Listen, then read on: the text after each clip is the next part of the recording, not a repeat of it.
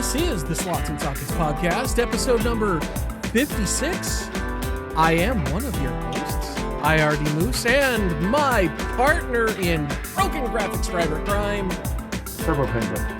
Happy Monday, Turbo Penguin. Another on-time show, so I good know. deal. It's odd, but that's okay. Odd times are sometimes the best. Yeah, exactly. And So- speaking of odd times, Well, I know, right? So we put together and we kind of went back to what we were doing. We kind of got a little offside. So a couple of things, housekeeping things. AMD drivers, nothing new, but your last driver, if you haven't upgraded, is 25.3.2, March 20th. We'll probably have another one here in probably a week or so.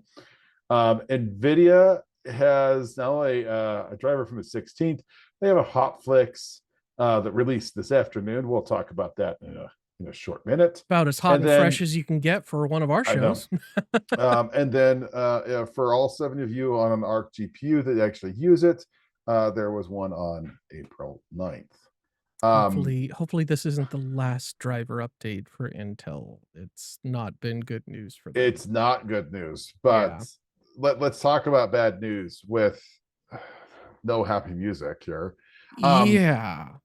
Okay, so let's just pull it out. Drivers from Nvidia have absolutely been garbage. Ever since the 50 series drivers, they have been absolute garbage. And that's very unlike Nvidia because they've been fairly consistent. And it's almost like you have a whole nother team. And I don't know if maybe there's some turnover on the drivers team or if they've just forgot how drivers work. But maybe they subbed in the B team or something. I know. So on the 16th, they released a driver that had a long list of bug fixes, and there were a lot of them, and they were for 30 series, 40 series, and 50 series cards. Apparently, 10 series and 20 series weren't affected by a lot of these, but if it's 30 series or newer, ever since the 50 series came out, the drivers have been bad. Let's just leave it as bad. To be fair, they were kind of bad before that, because on my laptop, when I was visiting here where I am now for Thanksgiving, I was having all kinds of weird performance issues with my 3080M. So it's been bad for a good while. The other thing I would say is, and I came across this firsthand. I was over at Gamers for Giving. One of the guys was having issues with his system, and he couldn't click on the top, the right hand, 2-3 inches of his screen. And it was driver related, because when I rolled back to the 566.36, the prior one, it instantly fixed the problem. Now, again, he has a unique setup where he is mixing refresh rates and G-Sync and FreeSync monitors, and he has 3 monitors, and he was going down to 1. So DDU to the rescue, and a old driver instantly fixed the problem. So, but let's call it the latest version. So from what we're being told, this has been fixed with a hot fix. So the 576.02, you should not be running that at all. There should be a new one that was released this afternoon on 4/21. But this has a fun little bug that if your computer goes to sleep or goes into a low power state, it stops reporting the GPU temperature at all.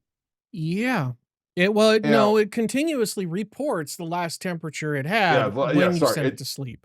So if it said it was 30 degrees, then your GPU is reporting to at least software it's 30 degrees. Now, it's confirmed the vBIOS actually gets the correct value. So if you're not using fan control or precision or afterburner to set a custom fan curve, then you're fine. It's not the end of the world. It looks a little funky, but if you're using third-party software to control your fan speed, or if you're using your GPU temp to control your radiator speed or your pump speed or your fan speed of your system, Which I it, am. Yep. it has a problem. Yeah. And so that is sort of a big deal. Now, the problem is that this by itself wouldn't be an issue. They fixed it fairly quickly. Like it was Did they? videos came out this morning about this, and forums I think were on Sunday about reporting this weird thing, and they did fix it by, I want to say, like noon with a hotfix update. Now, where do they have the hotfix? Because I'm looking at GeForce.com or Nvidia.com's driver page for the 5090 and 5080. I'm not seeing it. 576.02 is the latest. So is this not a standard driver package?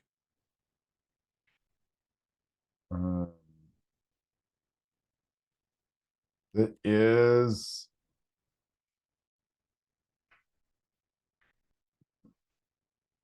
Oh, 576.15. Looks like it's on five the seven 6.15. Yes. looks like it's only on the forum right now. Yeah, so So you're gonna have to kind of look. The honest truth is that if you've got a 50 series card, um, the last good version is 572.83. Okay. Um, and then the 30 and 40 series, the last good version, and this is honestly good for 40 series and 30 series, is 566.36. Until you see that on the website, I'm not sold on the hotfix, and the fact it doesn't have the download page is really surprising. I would just hold off on this, run the good last known. The one thing I will say on the 50 series is this this graphics driver, the 576.02, does have some performance increase for the 50 series cards. Unfortunately, for those on the 40s and 30s, because you can't find a 50 series card because they're impossible. right. Well, at least the good ones are impossible. You don't get a performance bump. Yeah. So I will include a link in the show notes when we upload the show to the announcement for the hotfix release that's out today for 576.15. So if you are running 576.02 and you want to get those juicy performance goodness, use it at your own risk. That's going to be kind of a good litmus test until they can get the WICL certification done. Yeah. So yeah. So just my guess is that 576.15 or later. I don't know if that's going to be the final number that makes it onto the download page, but any number beyond that should be okay. Yep. If not, then Nvidia needs to fire and hire AMD's drivers team, because holy crap, this has been bad. And speaking of bad, okay, so 5060 Ti and 5060 comes out. So a couple of things really interesting. It is very clear that Nvidia does not want any reviews of a 5060 Ti or a 5060 with an 8 gig. They specifically told people, either the AIBs were told to say, we're not reviewing those, or 2, we don't have supply. Now, it does coincide that there are almost 0 out in the wild. Like, this is probably one of the rare, this is probably rarer than a 5090 at this point. But this is a very hard to find video card, but some have come across the 8 gigabyte model. But in general, the 5060 Ti 16 gigabyte looks to be like a 4060 Ti Super.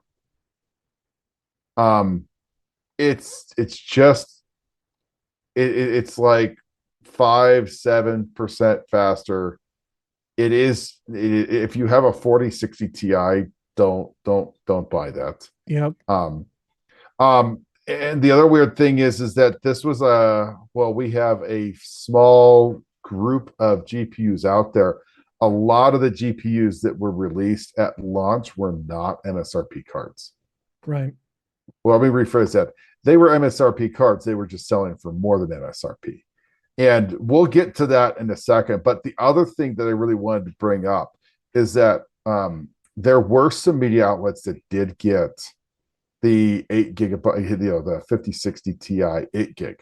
Mhm. And really, really interesting.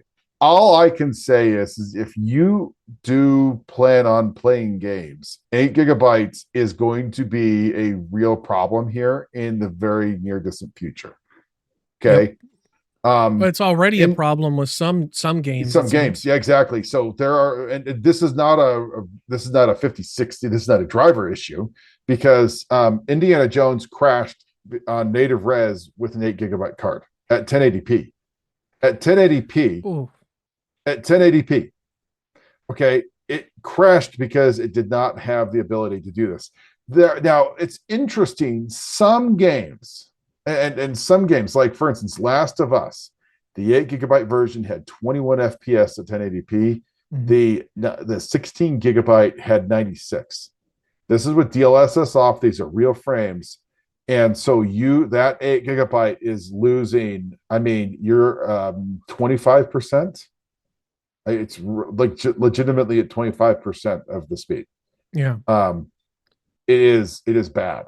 Hogwarts is even worse.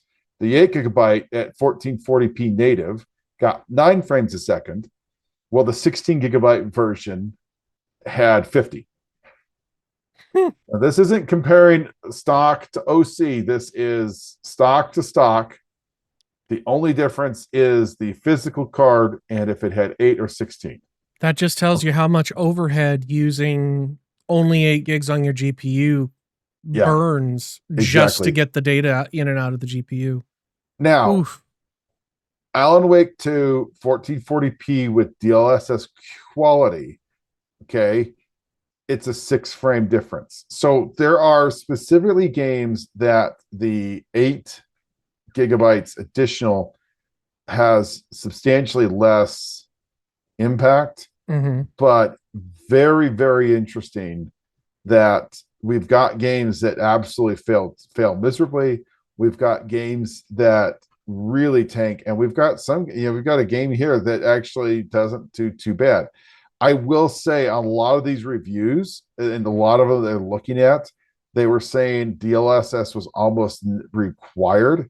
And I don't know if it's because DLSS changes how it allocates system memory or if there's some sort of compression algorithm. But if you get an 8 gig version, I think that that's going to need to be the DLSS version of that card if you're going to play anything that's somewhat modern games. Because Last Yeah. of Us, well, it's a newer game at 1080p is, I mean, 21 FPS versus 96 is pathetic. Mhm. Crashing in Indiana Jones is pathetic.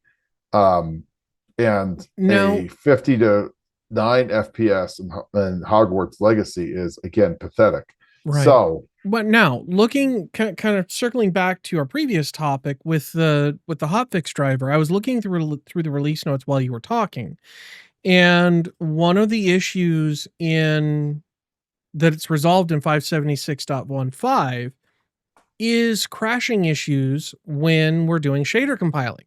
So it's possible that that might be something that's resolved on the 8 gig model with Indiana Jones, but we don't know what driver version they're using and all that stuff. So, if they were on 576.02, then it's entirely possible that's what they're getting bit by and not um, necessarily a frame buffer issue. Indiana Jones is a Nvidia title. Mhm. If they didn't test it, Yeah, then they deserve every bad. I agree. I mean, I absolutely everything. agree. So, No, um, I fully that's agree. not an And AMD, and that's a ray tracing required title. So, yep. the notion is that I'm buying an Nvidia GPU on an Nvidia title with Nvidia required ray tracing. I should be able to play this game. Yeah. Period. I just saw that and it triggered in my head and I'm like, Also, hey, it's that might be a plausible explanation for that. that's crashing at 1080p. Right. Which again tells me it Pathetic. might actually be the driver bug, which goes back to Nvidia and their colossal fail in QA. So this brings up the next topic we want to talk about is how much VRAM do you really need? Yeah. Um, obviously, I think it's very clear that 8 gigabytes is not enough. I was playing around, and in Last of Us Part 2, I was doing it at 5K, my ultra wide, and I was running anywhere from 11 to 12 gigabytes of VRAM. And I had no FSR, I had max settings, everything on. I had no DLSS, no FSR, no frame gen, all that stuff. So it's just as pure and natural, real frames. I want the real good stuff. Okay. Natural, homegrown, small batch Homegrown, frames. no enhancements. Um, you know, yeah. Anyways, and I was pulling 11 and 12, 13 gigabytes of usage depending on the scene, and it was kind of going up and down, which is normal. I have a 24 gigabyte 7900 XTX. And so it's like the question is like, okay, that's a modern game with everything on. And I was, the question was, is I didn't really see a use case for that. I think what we're seeing here, and I probably need to do more real testing to see if this is legit. Mm-hmm. But at 12 gigs, I can start seeing how the 30 series 12 gigabyte cards and the 40 series 12 gigabyte cards and the 5070 are going to really struggle because this is a current gen game and we're running into using more than that those systems have, and you're either going to have to start swapping memory out or compressing. Neither of them are going to be beneficial for your performance. Right. So I think that in general, the 16 gigabyte is good, but I really think you sit there and say, if I'm using 12 right now, I really only have 4 gigabytes of kind of open space. Mm-hmm. And I think what we're getting at here is that the 8 gigabyte cards are failing right now. They'll continue to have problems with certain titles as you go more. As we get more, what we're going to see is that the system requirements are going to be 12 gigabyte GPU. Mm-hmm. For a Or minimum. Yeah. 16 or 16. You're going to get, because at this point would make the argument, if Indiana Jones crashes because it only had 8 gigs, then that's a problem. If Hogwarts really goes from 50 to 9 FPS because of the system memory, that's a problem. Yep. If it's not playable because of the system memory, what they're going to do is they're going to set the minimum at the 16 gigs. And you might have games where developers say, you don't have 12, you don't have 16 gigs. Sorry, you don't have enough. Your system doesn't meet the requirements and doesn't even let you play. Yeah. Or you got to run on very low settings. I believe that's what we were looking at. Yeah. I mean, I think that's what we were doing with a lot of these. But like Indiana Jones, you can't turn off ray tracing. Yep. It's part of the game. And that's a downside to some of these devs.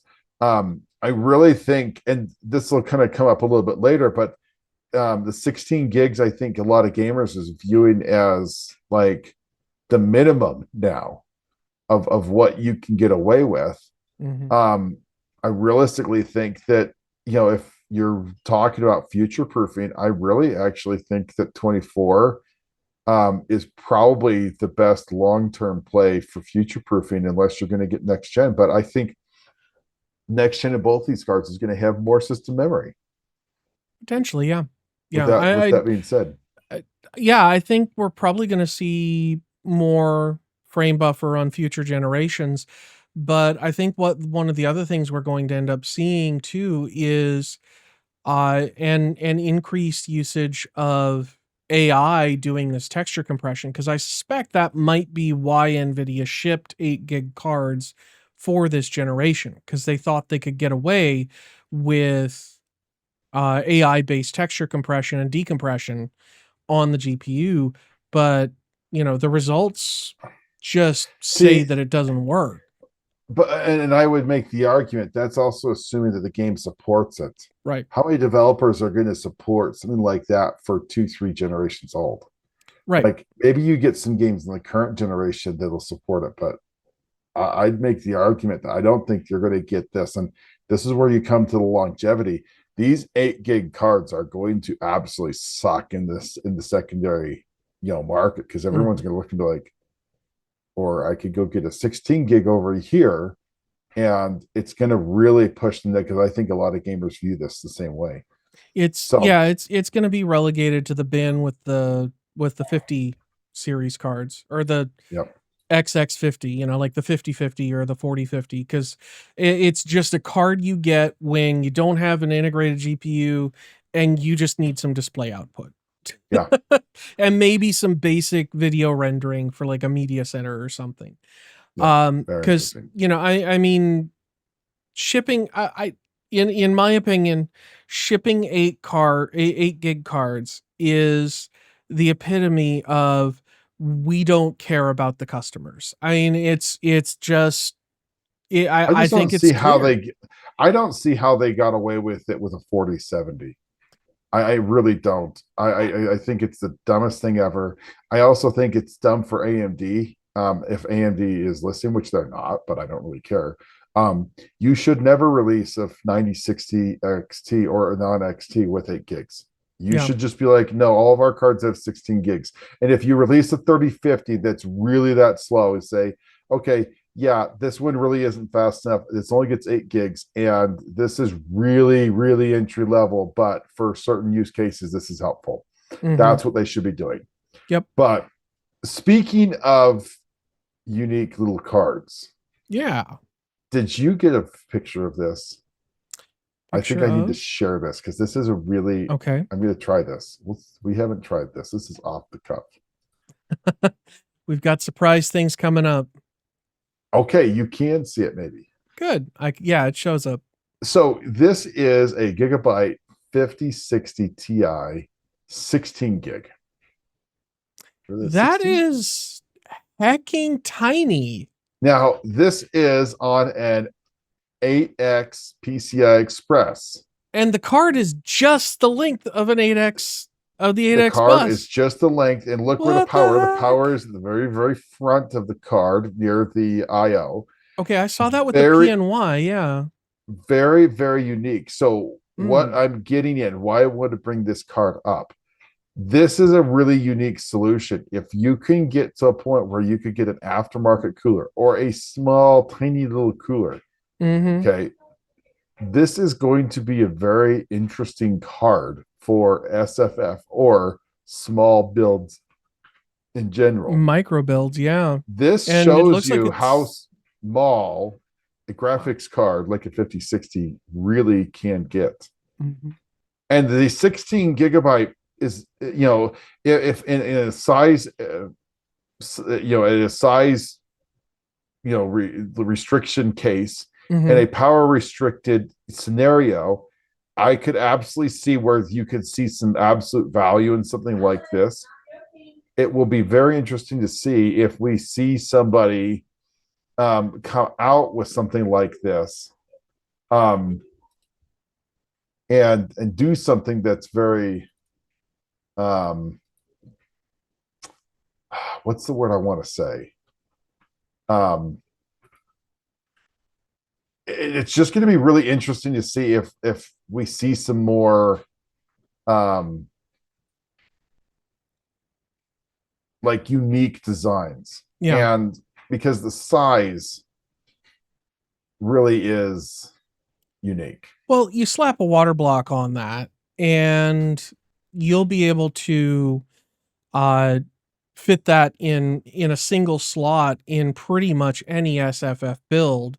You water cool the CPU and then you got at the very least a relatively competent portable Exactly. gaming system Yeah. I mean, that's the not other much half, bigger than a Steam box. no, exactly. And if you hit a water block, because it's not going to generate a lot of power and a lot of heat, and you put that with like a 7700X Mhm. in a small form, you could get the question is like, could you get to a point where you could passively cool in a loop with just a pump without any fans? Really unique design, and one that I said would say I think that Gigabyte did a really good job in the design. Mm-hmm. And knowing that you didn't need the 16X to really cut that down even further, you're not losing anything. Again, this is a really, really unique and interesting design. One that I think may give us some headway into where PC gaming is going to be and where it's headed. I really think that one of the things we're going to start seeing in PC gaming is the rise of APUs. And I also think the smaller, less power usage. Sorry, I had to think about that. That was really weird. Less power hungry, cooler components that still perform. Yeah. Absolutely. I mean, could you do a blower style on a single slot like this? I think you absolutely could. Sure. I mean, that the heatsink itself is what, 2.5 times longer than the actual card. Easy.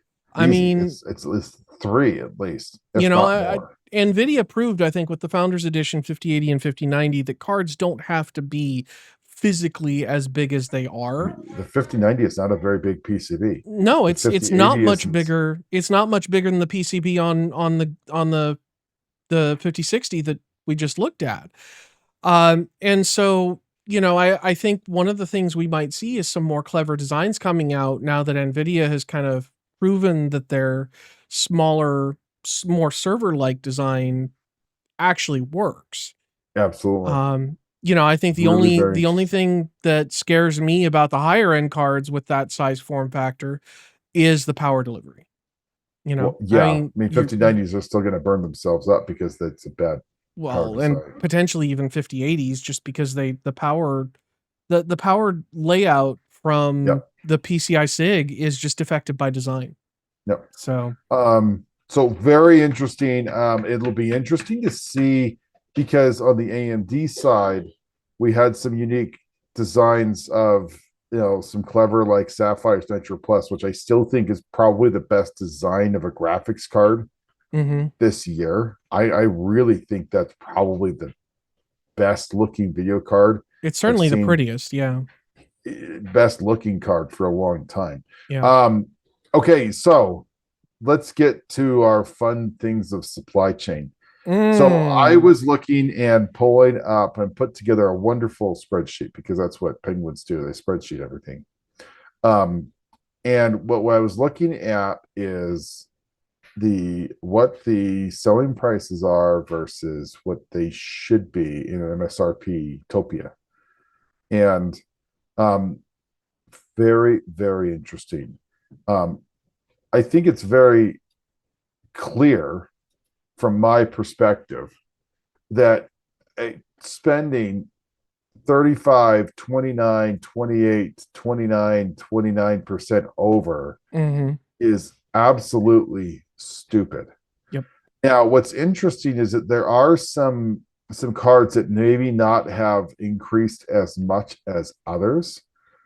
But the other thing that's pointed out, if we look at the very bottom of this, the 5060 Ti Prime and the 5060 Ti Vanguard, both of those out of the gate, 10% and 29% over MSRP. These are MSRP cards. That's ridiculous. I mean, for launch day pricing. Yeah, launch day basically, pricing. You're already paying 170 premium on the Ti Vanguard. What's upsetting to me is that if I look at this, there's some cards that you're like, actually, value-wise, some of these cards aren't as bad as others. Right. But all I would say is it not as bad as others, like the 5080 Shadow from MSI. It was selling a Newegg for $1,369, and the MSRP on that card, because it's an OC model, is $1,119. Right.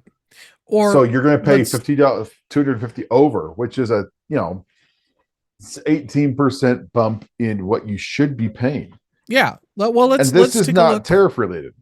Right. Well, and let's take a look at the XFX Mercury 9070, for example.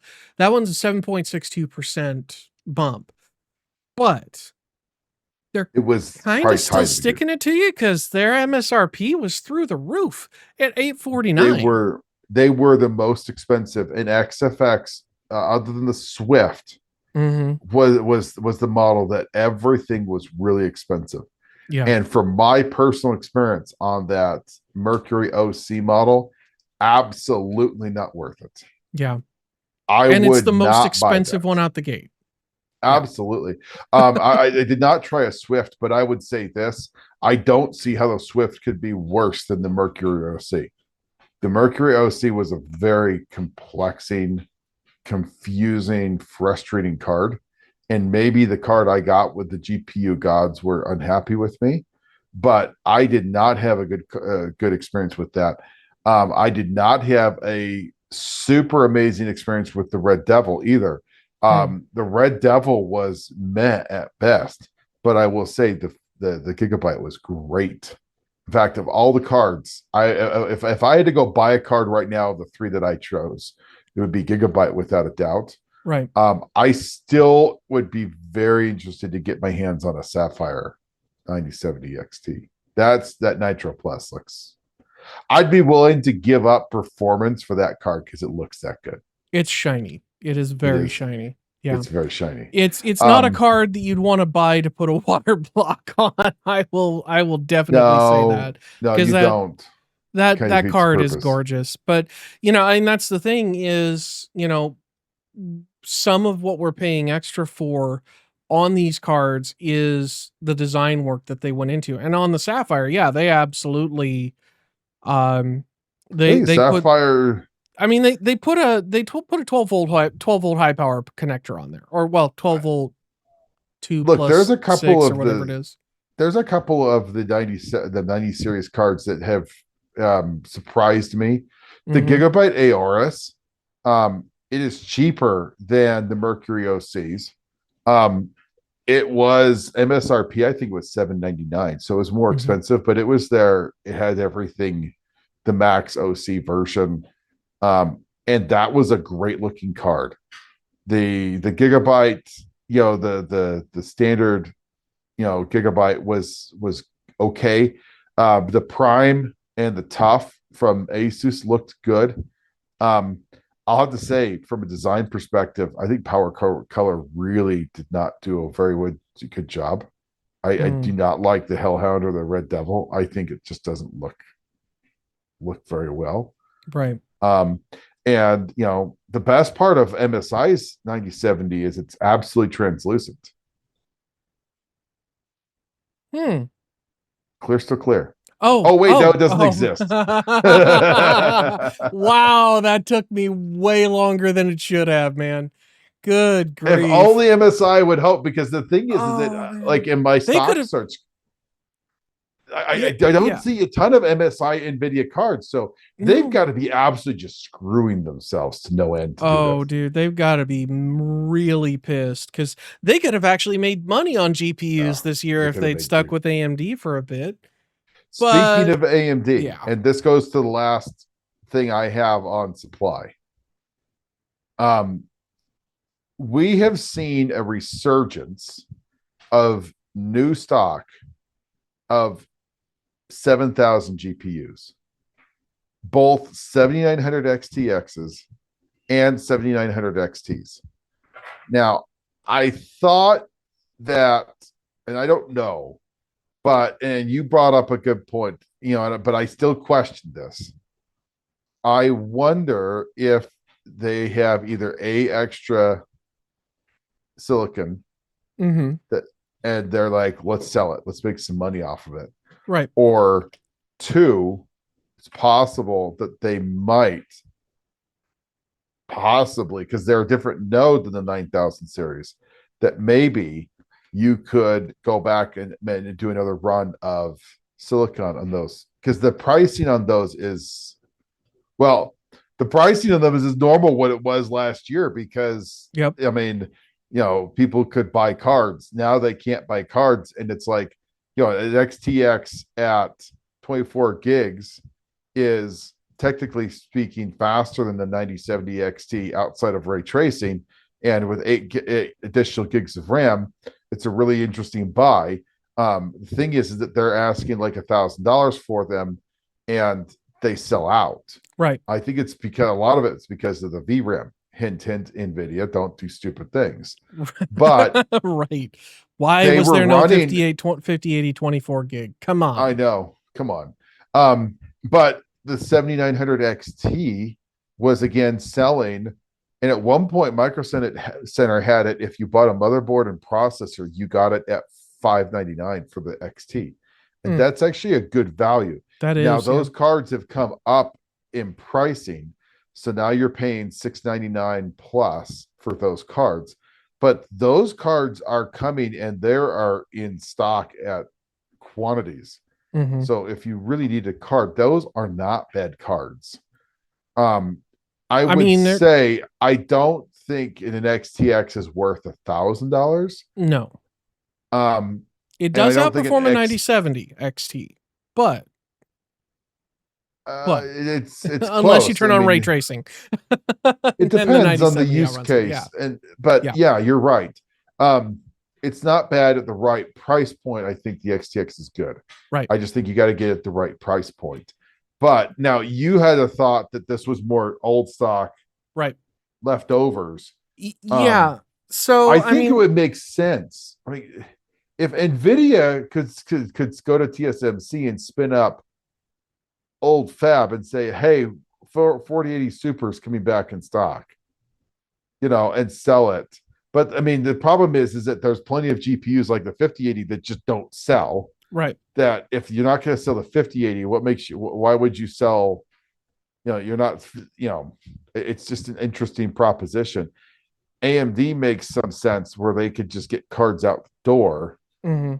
Because the one thing that we've seen an uptick in the GPU supply on the Nvidia side, but we really haven't seen a large increase on the AMD side, Right. on the supply side. So Right. it will be interesting to see if that just kind of dries up or if that's something that lasts into the summer.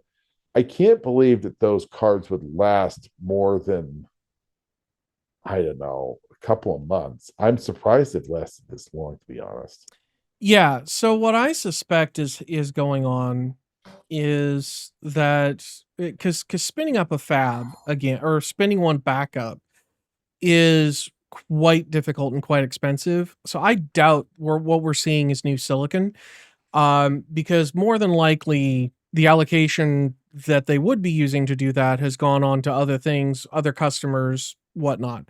Um, what I suspect is going on is we're looking at new old stock here, Yeah, where they are excess cards because smart manufacturers, smart AIBs, will hold back on some of the stock so that they can do RMAs. armor. Like you get a 7900 XTX twin frozer or whatever MSI had, and you cook the thing off and exchange it under warranty.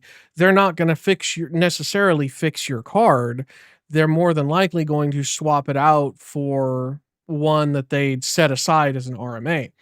And so what I have seen typically happen is manufacturers once you're about a year to 2 years out from no longer getting new silicon, they will start selling off the old stock at a discounted price because, it's just been sitting forever. Now we're not seeing the discounted price because the market's completely screwy because Nvidia is selling a 799 card for $1,000 and $1,000 card for Everything's, yeah. $2,000. I You mean, know, it makes sense actually because what we see here on the stock updates is 7900 XTs as the one that has real stock, where you have 25, where you've got a large amount of them. right. And that makes sense because if you had warranty wise stuff, you could sit there and say, that's fine. I'll send you a 9700 XTX, and that's better performance. And it also kind of goes to the point where, like, well, we're not seeing a ton of XTXs, mainly because I think if you had an XTX, you'd make a good argument if, unless you were talking ray tracing, the XTX is actually faster than a 9070 Yeah. XT. Yeah, So and the other thing too is, since we would be kind of late in the generation, we would expect to see yields being more heavily weighted toward the XTX side on binning too, where mhm. they're actually taking really good chips and just saying, look, okay, we need 10,7900 XTs, so we're going to take these XTXs and just bin them down because, you know, they're 1% out of spec, where normally we would be cool with that and call that an XTX. We're just going to call it an XT now. It'll be interesting to see. I mean, if a 9080 XTX is a thing, like we've seen some leaks, I'm not convinced it is. I'm not either. Um, AMD was but very if firm on no big Navi. I think if that were to come out, you might see an influx of 7900 XTXs. But I don't also think that if you're going to have this 9080, I really don't think that that's going to get a large volume of silicon. Mm-hmm. I don't think that card, if it comes out, is going to have more CUs, by the way. I think that's probably going to be power increase, clock increase, VRAM increase, and I think probably VRAM speed, where you may actually see GDDR6X or like 21 gigabits per second GDDR6, Mm-hmm. kind of like GDDR 6.1X, I guess. It's a little weird. But yeah, it'll be interesting to see if AMD looks at it. I think the cost is the issue. I think the cost of trying to push it up, and then the failure rate from AIBs. The question is like how good are you on failure rates? Because nobody will want to sell it if it has a high failure rate piece. And I Right. wonder if they're already at 3.1 on Max OC models, and I don't necessarily know if you'll see a whole lot faster, because I mean, in my experience, 3.1, 3.2 is really the max you could really push it. But again, AMD overclocking is a little different. So if you do it from the vBIOS side, maybe that's different. Maybe. And it could also be that, you know, doing a larger chip, if this rumor does hold out, doing a larger chip could give you enough surface area that you could dissipate extra heat and get extra frequency out of it. Absolutely. Because that's something we're seeing in the smaller chips on the Nvidia side, where they shrink the die a bit, and they start running into thermal issues. It's not that it's causing problems, but the cards just do run hotter because you're running more power through a smaller physical area, through fewer ROPs on those cards, and that's assuming you're getting all the ROPs you pay for. Yeah. They say it's fixed, but it's Nvidia. They have not had a good past 2 quarters. No, they have not. So, all right. Well, on that bombshell, I think we're going to call it a show tonight. So, thank you all for watching. We appreciate you giving us a little bit of your time. Do please remember to like and subscribe and do all the commenting and algorithmic goodness down the doobly-doo below. And until next time, have fun storming the castle. Night, everybody. Have a good night. Good night.